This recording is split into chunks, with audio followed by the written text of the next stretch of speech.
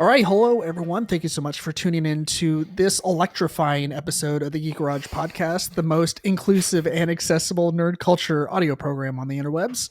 I'm your host, David Dassaw, and joined with me as per usual is my sexy and sultry co-host, Zach Wills. How are you doing, Mr. Zach Wills? Oh, about as well as a man can be, watching the world teeter on a knife's edge for the second time in 3 years. Yeah. It's real great to be living through all kinds of craziness. You know, we get through a pandemic and then we watch part of the world just devolve into madness and chaos, and it's just taking shelter in my usual shit. Watched a bunch of YouTube videos today on RVs and Disney shit. So that's how I'm coping. As you do, what one part of your brain is like, I got to prepare for this shit. And then the other half of your brain is like, let's find the most out of this world way to distract myself from impending doom. I have been pretty obsessive about it. I've been just really bugging. The only person I'm really going hard about this stuff with is Michael Thomas, because it's kind of his job to be plugged in and know this stuff. Sure. So I'm like constantly texting him. I'm like, they just did the sanction. Visa and MasterCard just cut off all transactions with Russia. Like all this, anything I see something just wander into my field of vision, I'm like bouncing it off of him. Yeah, it seems like a lot of things are getting cut off as far as any sort of ties that we have to Russia. And ties that we can afford to sever. Any NATO or EU country. Again, I don't know shit about fuck, but just from what I'm gathering, talking to people that do, it's the only course of action right now. Because the minute you set NATO or EU boots on the ground over there, it becomes an official world war. And nobody really wants that. Yeah, it's shit be wild and to put it plainly, yeah. To put it plainly, yeah. I mean, well, I'm like you. I don't know anything about anything, but I hope that this gets resolved relatively quickly. I don't think it is, man. I think this is going to drag out for a minute. And well, one can hope. Well, you know what? We'll be here either way. We'll be your rock. We'll be here next week and the week after, talking about nothing. No matter what kind of crazy shit is going on in the world, we will disregard it and continue to talk about shit. Iron Man. Talk about shit that does not matter. So anyways, other than that, you've been doing all right? Just kind of chilling. I've been taking it easy. Honestly, I've been good. Yeah. I've fat. Getting fatter. Me too. Crushing that goal, my weight gain goal. I set a New Year's resolution to gain weight, and I am just killing it. You're like a Jim Halper. He's like, I'm actually looking to gain weight. It's like 150 pounds or something. Oh no, that wasn't Jim. He said he wanted to lose like 65 pounds. And Angela was Michael says to Angela, like, all right, Angela, how much do you want to lose? And she's like, I can't lose any. My doctor says I actually need to gain weight. And she's like, if you gain weight, you will die. I was telling you that I found some jeans that I had been looking for a hot minute, and I tried them on and I immediately took them off because I couldn't get them buttoned. Hurt your own damn feelings, didn't you? Yeah. But I did, like, I turned around and I immediately tried on everything else that I was worried I wasn't going to fit into, because if I was going to have my heart broken by not being able to fit into clothes, I wanted it all shattered all at once. And I tried on some, like my two favorite pairs of shorts that I break out for the warm weather, and they both fit. Thank God. I don't know how they still fit. It's probably because they have the elastic. Yeah, the stretchy bands. That's what you got to do. Like this stretch, like it's like they still have the button fastener with the zipper. Yeah. But like, there's some spandex material worked into the denim material. So. I've had some of those. It's a very American invention. It really is, so you can have your burger and eat it too. This is coming from a guy when he's not wearing his work uniform, he's in sweatpants or sweat shorts. Amen. Amen. Yeah. I'm all about that life. But yeah, so we're here. It's speaking of being relaxed, this is kind of like a relaxed fit edition of the Geek Garage podcast. Like it is technically titled uh nerdy news updates, but it's going to be a little bit of news, but it's also just going to be us shooting the shit. And that's exactly what you listeners want, right? It's just to hear two entitled white privileged males talking about Just give our thoughts. right. Really give some insight. Exactly. Everything going on in the world. Here's how I spent my day. I woke up at about 8:00 and hung out with my daughter and watched YouTube videos all day. And then I drove my golf cart to my very nice dentist's office where my insurance covered it, all in sweatpants. So that's how I spent my day. I want to know how the hell you drove a golf cart to your dentist office. You can have them here. Well, You can have like dentist office. Yeah, you can have a dentist office, but you can also have the golf cart. All you got to do is get a little sticker, and you can drive it within like a designated area. So I try to limit my life within those boundaries. So if I can't get to it on a golf cart, I'm probably not going to go to it. Oh, wait, so is there like a dedicated lane, kind of like a bike lane? No, it's just an outlined area of the city where it's permitted. You can just have it. Wow, and this is like I guess it is a popular enough thing. If there's like everybody's got it. Everybody's got one.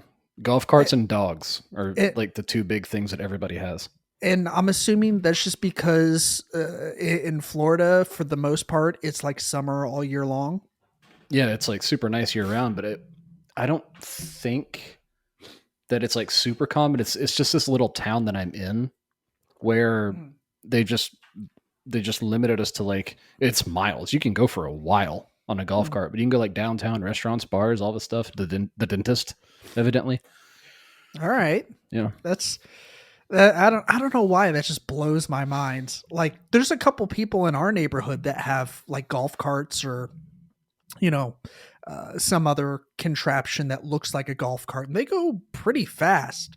Like, oh yeah, mine doesn't go like super fast, but they have them now, dude. They'll move at a good clip, like a dangerous speed. I've test drove or I've driven one that'll do like 35, and 35 on a golf cart is unnerving. It's pretty fast. Yeah, we've actually been thinking about getting like upgrading to something like a 2-seater go-kart for Charlie. Yeah. Like he's not big enough to drive one on his own, even though like we would get one and he would want to drive it so bad. But he wouldn't be big enough to reach the pedals. But if we got a 2-seater, like I could at least drive him around. And I had one of those. Yeah. I since we live in a neighborhood that has sidewalks and it's very kid friendly. Like there's a lot of, I would say the majority of the families that live in our neighborhood are families that have kids. So I had one. It was like this little slap together cart that somebody made that my dad bought, but it had Indy tires on it, like slicks.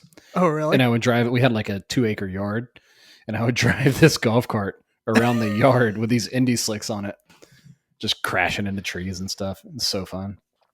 When I was younger, we, I think I told you this already. We lived on Old Lebanon Dirt Road in Mount Juliet, and we lived on like 3.5 acres of land. And my dad, I don't want to sound ungrateful. He got us this go-kart, which was awesome. The act of him getting the go-kart was awesome. The go-kart itself was pretty good. However, it was a street go-kart. I don't know if he didn't know that ahead of time, but he bought it and then brought it home to the house, and like we don't have like any paved part of our like area. It's all like we would need huge tires. Like it is not meant for a street go-kart, which is what we had. Yeah. And so I would drive it into the grass and immediately get stuck because because it was such a low rider, like you couldn't go anywhere That's with exactly what mine was. It was just a sled with indie slicks on it. it. Yeah, and I was like, Dad, why the, like, not to sound ungrateful, but what the fuck? I said it just like that, and then he punched me into next Tuesday. Jesus. Fuck you, David. With his Christian strength. Speaking of which, did you watch the end of Righteous Gemstones? I was actually just about to segue into that. Yeah, so I think this was the very first time I watched Righteous Gemstones, the new episode, the night it came out. Yeah. And this was the finale, right? The season finale, yeah. And season 3's already been renewed. Has it? Okay, yep. that's they're good. already saying they're going to do it. Yeah, I figured they would. It's a pretty good show. What did you think of the season as a whole? I guess if you haven't seen Righteous Gemstones yet, maybe fast forward a couple minutes so you don't get spoiled. Unless you don't care about spoilers, then you know. Yeah, I probably won't say anything specific, but I thought they wrapped it up nicely. I think that they gave you a couple storylines that you're going to follow. Like you're going to follow Baby Billy and Aunt Tiffany and the baby, and you're going to follow I guess, what do they call it? Mount Zion or whatever the resort is now under the Gemstone ownership. So those are like the two storylines moving forward. And Kelvin and his new mini muscle men, I guess you would call them, his like youth group that he's working with now. So right. That's those are the three plot lines I guess we can look forward to. But I'm already looking forward to season 3. Yeah, me for sure. His God Squad was pretty funny. I don't think that's what it was called. I can't remember what it was called, but I always just called it the God Squad. His dad always called it the Muscle Men. the muscly boys, the muscle men and motorcycle men. Everything is like really motorcycle ninjas. It's really plain speak. The whole show, the way they refer to anything. Yeah, it takes place in South Carolina, right? I don't know. You're led to believe. Sure. It's definitely not like Alabama or anything. It's not like super thick, but it's more like of a drawn out Carolina type accent, I think. Yeah, I'm pretty sure it's South Carolina. I think, but yeah, I for the most part I really enjoyed this season. I did not see that where the last episode starts. It kind of backtracks a little bit to the night of the dude's murder.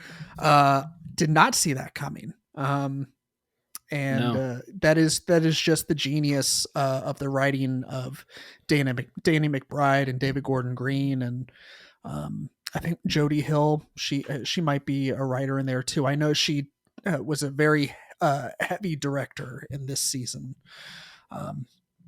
But yeah, overall, loved this season. Very funny, and looking forward to see where they go with it. Highly recommend. 5 stars.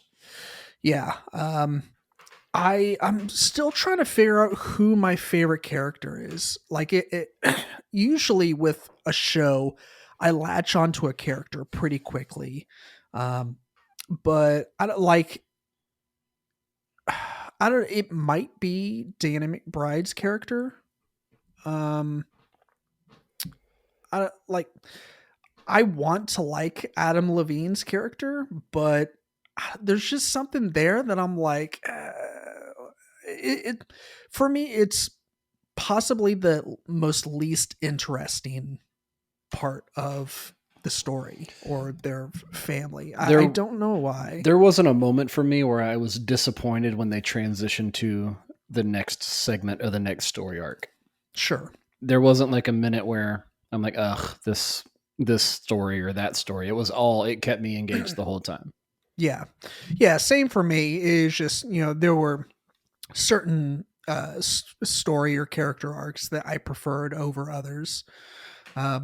I do like how John Goodman's character, the dad, he came around at the end to help fund or finance their investment in Yeah. is it hotel resort, Yeah. the Zion place. Yeah. Um, so yeah, that was pretty cool. Um, but yeah, you want to get into some nerdy news? Yeah. Yeah. You had some good stuff on here. Yeah, I got just a couple things. So we're recording on March 1st, and this was just announced this morning, actually. Some news on the Disney Plus front. So as of March 16th, all of the quote unquote Marvel Defenders series, which were originally featured on Netflix, will be available to stream on Disney Plus. So, a giant, huge question that a lot of people had is finally being answered. The people like me who were very concerned, especially when Netflix announced that all those shows were going away. So we're talking about Daredevil, Luke Cage, Jessica Jones, Iron Fist, The Punisher, and the Defenders and Agents of Shield. So I think it's like six shows total, 6 or 7. 7. And yeah, for some reason I thought they might go to Hulu because one, because I thought I read that. That might still be a possibility as well. But so the deal is that what I read the article this morning is that they're going to be available on March 16th, and at the same time they're going to incorporate some parental controls, because pretty much all of those shows, like Agents of Shield, that's a little bit more family friendly, but it's there's still it's I'd say it's on par with all the other MCU stuff. But you got shows like The Punisher where it is very, very violent. Um, and they already announced that they are not going to edit them in any ways. It's going to be airing in the same format and edit that it did in Netflix, which is fantastic news. They're just going to add some parental controls. So I can imagine, I got to imagine that there's going to be like, when you have Netflix, parent and kid accounts, and same thing on Amazon, like you can't access certain shows Right. with that account. And I gotta imagine also that they'll incorporate some sort of passcode that like if you want to have a passcode necessary in order to access the adult account, then maybe they'll have that as well. But either way, they're going to incorporate some parental controls, which is good. I don't So know. yeah, Or they're just going to put like a disclaimer at the beginning, like they do with like the old Disney movies when they're like, "Sorry, it's racist, but here you go." Looks like Brer Fox and Brer Bear are causing some trouble downstream. You're right on Splash Mountain. Well, God, everybody lost their mind on that. Sorry, I don't want to sidetrack you. no, that is a racist movie from the old Disney past, the Disney vaults, as they say. Yeah. Well, we've grown as a people. Yeah, it's important to keep those around to recognize how far we've come and to make sure that we don't fucking do it again. My daughter was really into Aristocats, and every time I watch it, and I've seen it a lot, it's just like, oof. Oof. So it's been a hot minute since I've seen Aristocats. It's a fun watch. You should go back and watch it because it actually is a very good movie, in my opinion. As far as animated old Disney movies go, it's one of the better ones. Okay. But So what are some of the sticking parts, if you don't mind? The bad one is when you meet Scat Cat, if you remember Scat Cat, the one who played the trumpet, and his gang of musician, also cats. There's one particularly very bad stereotypic character that is, you presume, Chinese, and it is a cat wearing the like the rice paddy hat with some fucking Mickey Rooney teeth from like Yeah. Breakfast at Tiffany's, and he's playing a piano with chopsticks. Yeah. It's so bad, dude. Jesus It's so Christ. bad. But yeah, that's so I don't know if they're going to put like a disclaimer at the beginning of these shows, or if they're actually going to segment it off into like the little kids portion, or I don't know. But yeah, start out the Punisher with like, there's a lot of blood and guts and gore in here, but at least it's not racist. This is the woke as fuck Punisher series. The woke Punisher. Yeah. Yeah, the Punisher is like the least racist person of all time. He kills everyone Indiscriminately. Yeah, there is no discrimination or prejudice in his body. I think children and women are they might be the only, and I think even that might be a soft rule, but might be a cool series to follow moving forward in the podcast, to look back at the comic character and how it's evolved into what we have. Right. Did you by chance watch any of those series? Not yet. Daredevil or anything? No. You would be okay to pick those up, because they only just briefly mention like the events of Avengers 2012, like the Battle of New York gets Right. thrown around like once or twice, but for the most part, they are great standalone series. I think you would really like Daredevil. You probably like them all, but my favorites were Daredevil and Punisher. And Jessica Jones was excellent too. Mm-hmm.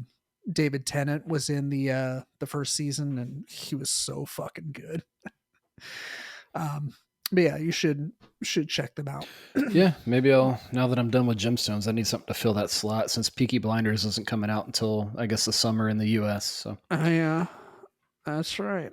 Okay, so next up on the list, this was just a little news story I came across on Comic Book Resource, or CBR.com, about Sonic the Hedgehog 2. The movie is slated to be released on April. What is that? God, I'm getting 8th. blind. Yeah, I need my eyes checked. I just have my laptop like 5 feet away from me. So recently there was a public outcry declared when a couple of actors' names were quote unquote missing from the movie poster. These people making these outcries claimed that they were missing. I guess omitted was would be a more accurate term, but anyways, so specifically it's let's see, Colleen O'Shaughnessy, who voices the character of Tails, and Tika Sumter, who plays Maddie. She was also in the first film. She was the love interest to James Marsden's character, who I served him chicken fingers once upon a time when I worked at Target. Super random. Well, you're not just going to blow over that. So why? Why? How? Where? Why were there when? Why were there chicken fingers at Target? I didn't think there were chicken fingers at Target. So do you remember? I don't think a lot of Targets are like this nowadays, but you remember the Food Avenue place where you go and you get your yeah, but I popcorn. thought it was just like a hot dog and popcorn and like a Coke and shit like that. Yeah, well, that's what most sane people bought. Like most people, like 9 times out of 10, when someone walked up to the counter, they'd be like, "Give me that popcorn meal deal." Yeah, because you smell it, and it's like you want it. It's like walking into a movie theater. You want the popcorn. Exactly. So that's where I was working. And you served this person some chicken fingers. Yeah, we had other items. We had chicken fingers. We had pretzels. We were also the licensed distributor for Pizza Hut. I remember that. So we had like the small 6-inch personal pan pizzas. But James, Mr. Cyclops from X-Men and a million other movies, he wanted some chicken fingers, and I was like, James, I am so sorry. I didn't talk to him. Talk to him like he was my fucking best friend. Hey James, listen. James, listen.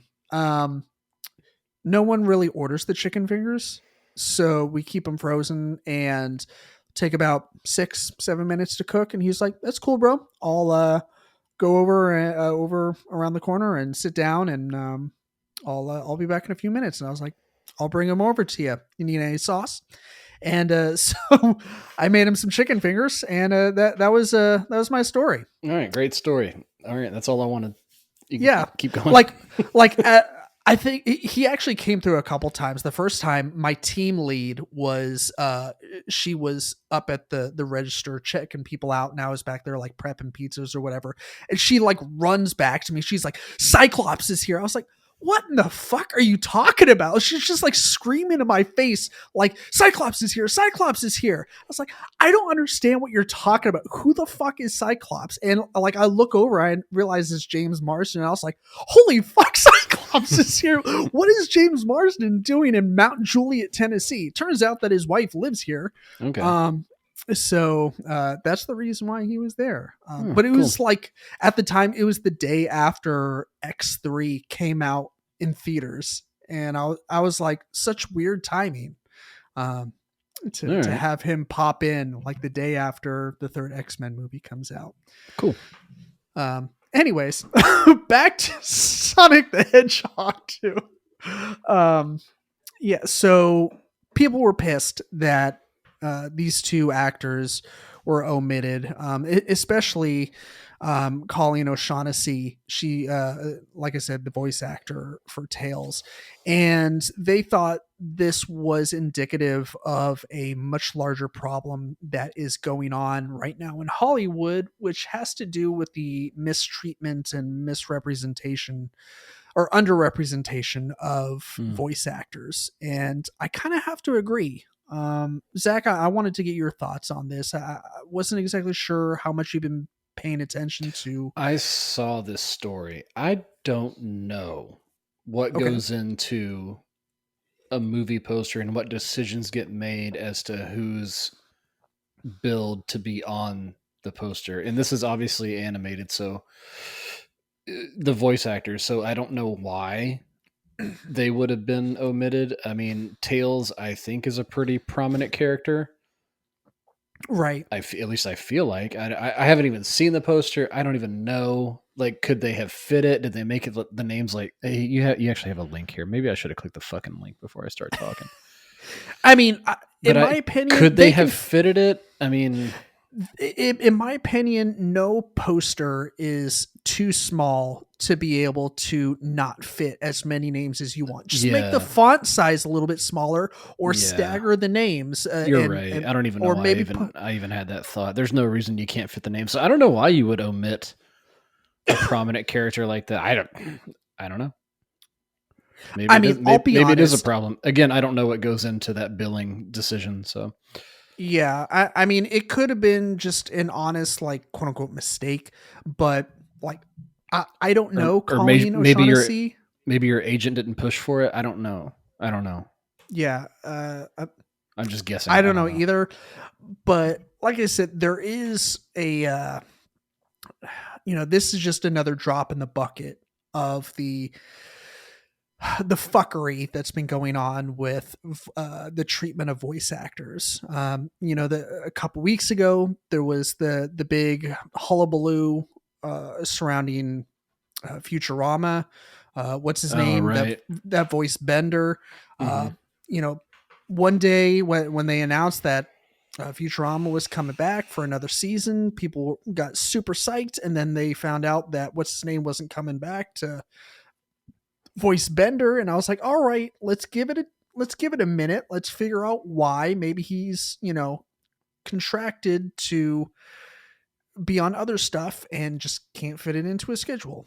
Turns out that no, they very much wanted him in there, but they were lowballing him, and they couldn't come to an agreement on the salary. Yeah, which is horseshit. They could have paid him what he wanted. I don't know what he wanted, but I am almost positive that they could have paid it, and they didn't. I tend to think you're right. Like, I doubt he was asking for the moon. Maybe he was, but I doubt he was asking for like an exorbitant amount. Right. And that's a dude that's been in the game for a while. So he knows his worth. He knows exactly what the deal is, and I doubt highly that he was being unreasonable. Like, voice actors are notoriously amazing people. Um, and yeah, I don't I know. So that's what it boils down to. People, I don't think it could be proven. Maybe it could, but I feel like it'd be hard up to prove in this instance that Hollywood is like, fuck voice actors. That's why this person isn't featured on the movie poster. don't know. I'm so disconnected from all that, and unless you're in the room, we'll probably never know. But Yeah. yeah, Yeah, so leave it up to speculation. But like I said, people were pissed for these people that were not represented on the billing, and I get it. I get it. But yeah, yesterday, 2/28, uh, the second Fantastic Beasts trailer came out for the Secrets of Dumbledore. Did you peep this trailer, I did. Zachary? Yeah, You did? What'd you think? I guess I'll watch it. I've seen the original, and I've seen Crimes of Grindelwald. They're Mhm. good. They're entertaining. I went into the first one wanting that nostalgic Harry Potter, and I didn't get it, but I was still okay with it. Mhm. And the same thing with Grindelwald. It got better. I'll admit it got like, okay, now I'm more into it. And the Yeah. third one, I'm going to see it just because I'm into it and I want to see Yeah. where it goes. So I think it looks good. Yeah. Dumbledore was. I'm pretty sure Dumbledore was my favorite character. I from the original Harry Potter, from the books and movies. Like, I thought he was just the fucking goat, man. I mean, maybe it's from like my like looking back to my days in high school, and one of the things that got me through school was my great teachers. Not all of them were great, but the good ones really helped me out. Yeah, good for you. Good teachers. And yeah, and like, Dumbledore, he wasn't an instructor in or a professor in the Harry Potter years, but he is now, and so I'm really looking forward to seeing more that side of him, that younger side, and um, so yeah, I'm really looking forward to it. Looking to see more of him and more Grindelwald and more of uh what's Aberforth. yeah, and Ezra Miller's character. Yeah. Starts with a C, right? Yeah, I couldn't tell you. I'm interested to see what holes it fills and what foundation it lays for the original lore too. That's Mm. what interests me. Like, you're moving into like Hallows and oh my god, what came before Hallows? Help me, David. Um, I'm blanking. It's been a long what, day and I'm drinking. what do you mean? What do you mean? What What came was it? before Hollows? What was the sixth book? Oh, the Half Blood Prince. Thank you. That's what I was gonna say, but I had no confidence. So yeah, but Yeah, I want to know. I want to know what foundation they lay and the story they tell, because we get a glimpse of it through Half Blood Prince and Hallows, of the history of Dumbledore Mhm. as like a person, and that was super interesting. I think to a lot of people, me included, and I'm really interested to see what history they write and if they do him justice. Yeah, yeah, for sure. I'm really looking forward to it, and so Jacob Kowalski, the Kowalski. yeah, the quote unquote Muggle who Yeah, if you would have said is he Kowalski, I would have known. is he magic now? Because they fucking hand him They give a him a wand. wand. Yeah, I don't know. So I don't know. don't you have to be You know Dumbledore and his bag of tricks. Maybe he knows something about Kowalski's lineage that Kowalski doesn't know. Maybe he's a squib of some kind. I don't know. It would make sense that it does have a magic background because he was able to um did they ever explain how, because like they wipe his memory at the end of the first Fantastic Beasts movie, right? Right. And it's been so long since I've seen it. And then the second movie comes along and him and what's her name, like they're back together. Like granted, she's like brainwashing him into like following her around, but like he remembers who she is. And so I'm like, how the fuck did that happen? Like I feel like he's partially magic. Maybe I'm just like missing things that I should already know. And I'm just like too stoned whenever I watch these movies, so I don't remember anything. I don't know. You'd have to probably dig deep into Pottermore to figure out. Ain't nobody got time for that. Yeah, how or why that would have happened.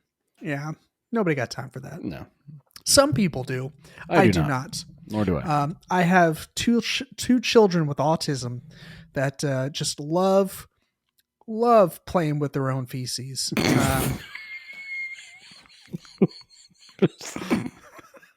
It is just awful. Folks out there, if you're thinking about having children, do not.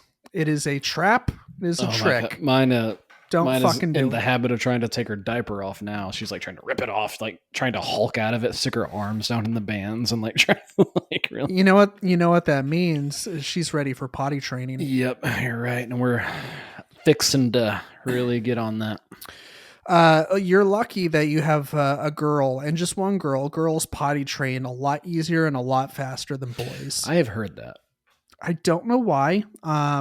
Maybe because you sit down for everything. I don't know if that's part of it, but just historically, not trying to paint with a broad brush, but we are talking about biology, which is a science, and anatomy. But yeah, like just historically speaking, across the board, it is much easier to potty train girls. I don't know. I have no experience, and I've not really talked to anybody about it who's been through the potty training phase. But I have heard from a few people that girls tend to be easier. I cannot speak to it at all. I don't know. I've not even read into it. My wife handles most of the legwork. God bless her. So. Yeah, it is some legwork. I'll tell you that. So if your wife can get it done, you owe her a debt of gratitude. Oh, she's always got a plan. Yeah. Let's see what's next up on my list. So this is pretty much the last thing that I got. The Star Wars Galactic Starcruiser. Mm-hmm. So we got we talked about this on a previous Nerdy News update a couple months ago. I think it was in the ass end of 2021, but basically whenever all the details were first officially released about the immersive 2-night stay experience in Disney Orlando,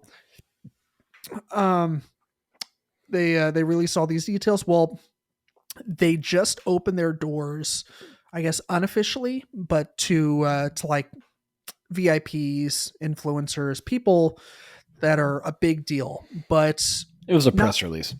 Yeah, but what's funny is that it's not like people that write for magazines or like it was influencers, YouTubers, people who have big followings. Right. They opened it up to these people first, to get their first takes, and they have delivered with 2+ hour videos that you can go find on YouTube. Yeah, so if you want, basically, like if you have no plans on visiting, but you want to see what it's like, there is plenty of material out there already. And I think this just happened this past weekend. It did. And I'll be honest, it looks fucking dope. I want to do it. Probably will never do it. I don't know. Maybe I'll save up and do it, but it looks like a lot of fun. It looks like something. Yeah. I'll give you that. What stood out? So one, I know it's a lot to take in, mhm. and the video was really long that you watched and the one that I watched. So what stood out to you most that got you most excited that you were able? I don't know if you could sit down and watch the whole thing, but It's a good question. I think just overall, like the experience of like there was video of it all, and just walking in and like the feeling that you're on board, like this halcyon cruiser, this starship, and like everything is just so impeccably decorated, and you just feel like you're in the Star Wars. um and it just gave me goosebumps, like thinking about being in that kind of situation where you feel fully immersed, and the idea of like the whole thing being structured, like that I think despite like the excitement of going on vacation to like Disney and like planning everything, like there's still a lot of stress to it. And there's a lot of variables, and like you don't know how long you'll be waiting in certain lines, Mhm. and you got things to pay for. There's just so many unknowns, so many variables. But with this, like it's all structured for you. And so there's like very little downtime. And And you some people like that. and yeah, exactly. And like I think some that is going to be something that really drives people away because they don't want to be tethered down to a schedule. Mhm. I think I would really enjoy that because uh like it they s- they designed this with a certain flow in mind. They developed an itinerary. They developed all these different things for you to do in a very specific form and fashion, and none of it is by accident. And I feel like if you go, you're gonna have a great time. Uh, of course, it's $6,000 fucking. Yeah, So anywhere from 4 to 6,000, I think, was the average for the 2 night experience. 2 night yeah, experience, by the way. You can go buy a 4 day cruise on Disney Cruise Line for that amount of money. but it is a cruise, so That's actually how they're billing this one. It's supposed to be like you're on a cruise ship. That's why there's like mhm. an itinerary, and it's supposed to be like this contained experience, like you're on a ship and then you dock, Mhm. dock at what Batu, I think they call it, but you're actually going into Galaxy's Edge Right. in the park. So I guess it's like you're docking at Castaway Key or whatever, and you can go experience that. But when I looked at it, I was first of all, I was a hard no when they announced not only the price but what they were offering. Mhm. I didn't like the idea that everything was regimented and that I couldn't come and go as I wanted, that there was Okay. like mandatory things I had to be at to experience A and choose a path between A and B, because that's what it is. You're meant to be guided along this experience, and I understand. Mhm. And I was open to the idea that when they opened this up and you saw the videos and stuff, that would like blow my mind. Yeah. And I would be like, okay, now I want to do it, but I just wasn't, I Okay. guess. And granted, I'm the new age Star Wars person who wasn't the nerd in the early 2000s and the 90s. So when growing up for our generation, so maybe I'm not the candidate, Okay. but still, I don't think I'm the person who's going to pay that money to do this thing. Sure. Just for me, because one, it's insanely expensive, and I don't know if that's sustainable, because I don't know how many people are going to do this, because it's a one off. Now I Mhm. know that you can experience storyline A or storyline B, and there's no way you're going to do everything on your first visit, because it's just not tailored for you to be able to do that. Mhm. But I don't know how many people are going to continue to come back, if that makes sense. I don't know if it's sustainable. Like, how do you Mhm. change it? Right. Yeah, I gotta imagine that they have plans to evolve it over time. I It seems like what they have now, like the couple of storylines to choose from, they'll be set with those two for a couple years because Yeah. it's going to take people a long time to gather the funds to attend this thing. Like this isn't something that like you can, you know, stash a little bit of money away for 6 months and then go. Like because you're not talking just $6,000 for the 2-night stay. Like you're probably going to want to do more Disney stuff afterwards. Like at the very least, you're going to do Hollywood Studios. Like you said a few minutes ago, when you quote unquote dock at the very end, you're docking at Galaxy's Edge. So you're going to do that. You're going to get off. You're going to either build a droid or build a lightsaber and do all that and drink some blue milk. So you're going to spend a couple extra, $100 during your day there. And then you'll probably end up going to a couple other parks as well. So I think the person that's going to actually pay for this and come down for more than just the 2 day, they're going to do their 2 days here at the Galactic Cruiser, and then they're going to be at the All-Star Resort or off property at the Hilton with me. Sure. For the remaining 4 days of their stay. Right. Yeah. Did you see that there's actually Disney like log cabins? Did you see that? At Fort Wilderness, they have like 400 something cabins. Is that what you're talking about? I think so. Like Yeah. it's technically considered like Disney property, like that you can stay on. And yeah, the Fort Wilderness campground, if that's what you mean, it's I think so. 799 acres that they have. You can Yeah. you can bring your RV if you have one or your travel trailer. They have like full site hookups that you can camp if you just have tents that you want to prop up, and they have cabins that you can stay in. It's super popular. It's actually why I'm shopping right now for travel trailers. I'm looking for something to pull to use at not only the beach here locally, because you can take a travel trailer into the state park area here, but also to camp at Disney's Fort Wilderness, because I'm trying to solve the problem of lodging when visiting Disney and Universal, because the travel is cheap enough because we can just drive. I can buy annual passes, so that solves admission. But the true challenge is lodging. And one of the 3 or 4 angles that I'm going to approach that includes Disney Vacation Club, Hilton rewards points through just the credit card rewards points programs, and just staying off property at, say, Four Seasons or wherever, is a travel trailer to stay at Fort Wilderness Campground. And if you actually go and look into it, it looks amazing. Like if you're into the glamping experience, it looks amazing. Yeah, I saw some pictures pop up. You know how Facebook gets you. Anytime you just say Disney World out loud, like next time you log on to Facebook or Twitter or whatever, you're seeing ads for Disney World, and yeah, those popped up. I was like, holy shit, this is beautiful. Like I had no idea that they had like a campground with cabins and stuff. Go on YouTube and look at a Fort Wilderness campground and just look at how amazing, and like the pool area and the restaurant and all the stuff. It looks really good. I really want to do it, but it's just the challenge of how. That's what I'm struggling with right now. Yeah. Well, I have faith that you will figure it out. Oh, I'm dumb enough to spend whatever amount of money it takes. Young, dumb, and full of cum.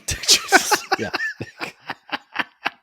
But I am, and that's something that I reached out to when I mentioned I texted or messaged a bunch of people in the Facebook group.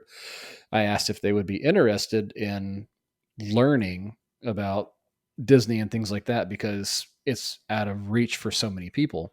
And there's already so many content creators for Disney. Like this is nothing new, right? Yeah. But if I'm going to go anyway, which I am, like Universal and Disney and the parks, I want to be able to bring something back and offer some sort of insight and opinion, and hopefully help somebody who might be looking into it. Sure. Yeah, totally makes sense. Well, you got me sold. I'll listen to your content, Zach. Listen to my bullshit. Yeah. Listen to this white guy talk about Disney and how much money he spent. Fucking tool. Yeah. Yeah. Well, you got anything else? In terms of that, no, not really. Shit that doesn't suck.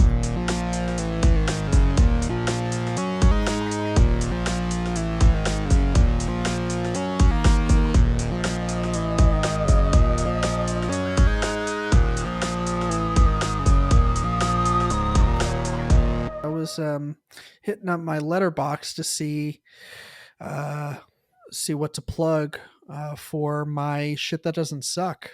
And I haven't logged anything recently. I've been slacking on my login on Letterbox. Haven't been. I've been watching plenty of stuff.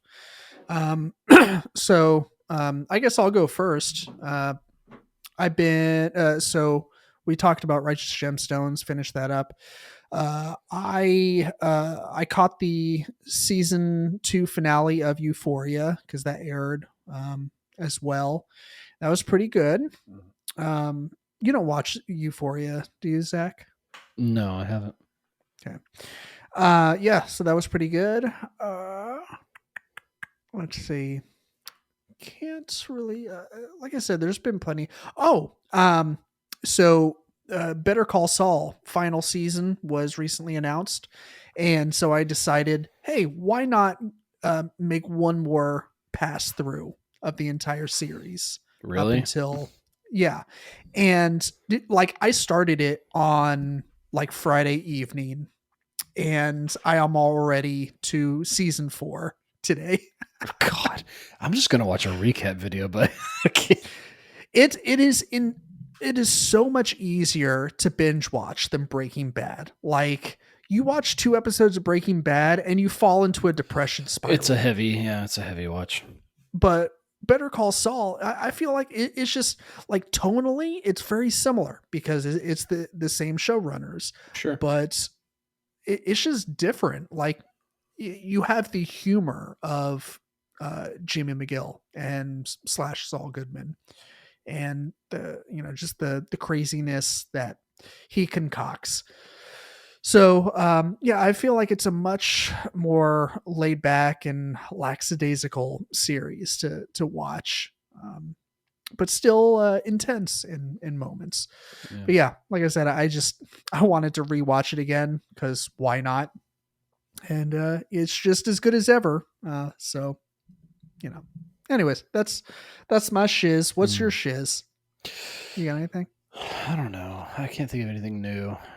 I was excited about Peaky Blinders, but then I realized that I can't see it yet.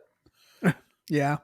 So I thought about going back and watching the latest season of that just to get prepped for when we can. So I guess this is something that I have to look forward to if I did really miss it. Marvelous Mrs. Maisel. If you haven't seen that, did you say you have or have not? I have not, but I've heard great things about it. Oh, it's phenomenal. First of all, visually, lovely. Okay. The colors and the sort of 50s vibe, the way they put it together is just amazing. What's it about? It's about this lady who pursues stand-up comedy. Okay. And she has this manager who's this rough and tumble lady who is very tomboyish, and she's extremely funny in the show. All the acting is very good. It has the guy who played Monk. I can't remember his name. Oh, Tony Shalhoub. Yes, he plays the dad. God, I pulled that out of my ass. I literally have not thought about that dude in like 10 years. And you didn't even stand up. He's phenomenal. This show, I could not get enough of this show. It's like Gemstones level interest for me. Okay. So now that I realize, I'm going to leave here as soon as we're done and go watch the episode if I can find it. It should be on Prime, but that's one to really look into if you haven't seen that one. Dude, speaking of Prime, they're really stepping up their game in terms of original content. Yeah. Have you noticed that? Like that new Reacher show? I guess is it Jack Reacher? Yeah, I've not watched it, but yeah. People have been raving about it. Apparently it is very good. Who's the actor that plays Jack Reacher? I don't know. I don't know if he's necessarily a new actor, but apparently he's very good. Like that's one of the main things that people say is like this guy actually fills the idea of Jack Reacher from the books or whatever. Like he actually Alan Ritchson. So Alan Rickman. Ritchson. A lot of shirtless pics. Hell yeah. That's what I'm talking about. Spoiler alert. Talking rainforest sweaty. Dude's fit. Go figure. Yeah, he's a thick boy. I'm on his IMDb. Let me see what he's known for. If my shitty computer will load. Teenage Mutant Ninja Turtles 2014, 2016. Was he Casey Jones? I don't know. Hunger Games 2013. Whatever Fired Up was in 2009. I don't know that. I don't know either. I don't know her. That's my purse. I don't know you. Filmography, obviously Reacher, Titans, the TV series, Dark Web, Cicada 3301, Ghost of War, DC's Legends of Tomorrow is a TV series, Supergirl. I don't know any of this. All right, well. Okay, yeah. Yeah, we get the point. He's Black Mirror 2016. There you go. Oh, I know might have seen him in there. Yeah. Yeah, that's another show that they haven't done a new season of that in a while. It's probably because they're having a hard time coming up with new material because the world is so fucked up. That is so relatable. We gotta really throw him a curveball. Yeah, World War III. What? Yeah, they were probably in the middle of writing the new season, and then all that stuff came true. Yeah, in January, right? They're like 2020. Like, fuck. Wait, no. Okay, for the next episode of Black Mirror, we're gonna have a bunch of fucking rednecks in Viking helmets storm the Capitol building. Wait. Son of a bitch. Never mind. There's a guy farting in Nancy Pelosi's chair. Anyways, God, this episode is it's a special. Both sides.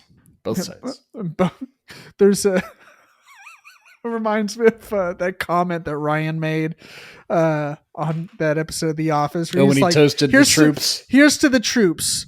All the troops. Both sides. What's so great is like if you have the subtitles on or like if you turn the volume all the way up right after he says that, like I don't know who says it, but someone goes, "That's weird."